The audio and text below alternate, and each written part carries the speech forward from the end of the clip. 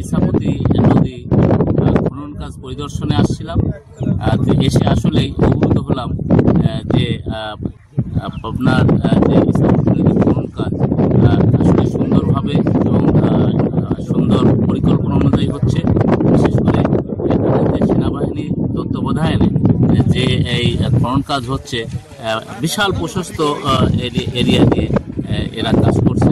আমার বিশ্বাস যে আমরা হয়তো ইতিমধ্যে যে কাজ হয়েছে আর বাদ বাকি কাজ আমরা যে সময় আমাদেরকে বেঁধে দেওয়া হয়েছিল তার মধ্যে তারা সম্পাদন করতে পারবে এবং পাবনাবাসীর যে আশা আকাঙ্ক্ষা সেটা প্রতিফলন হবে।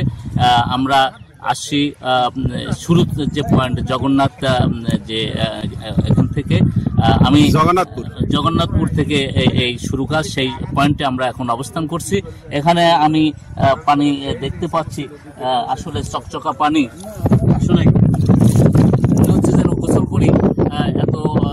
এত সুন্দর যে পানির প্রবাহ নেমে সেই ছোটকালে যে গোসল করার সে দৃশ্য আমার মনে পড়ে, যে ওইভাবে গোসল করতে যেন পারি এবং পাবনাবাসী আশা করতেই পারে যে অতি সময় মতন আমরা সেই কাঙ্ক্ষিত লক্ষ্যে পৌঁছতে পারবো এবং পাবনাবাসী সেই সফলতা পাবে এই ইছামতি নদীর মাধ্যমে। ধন্যবাদ।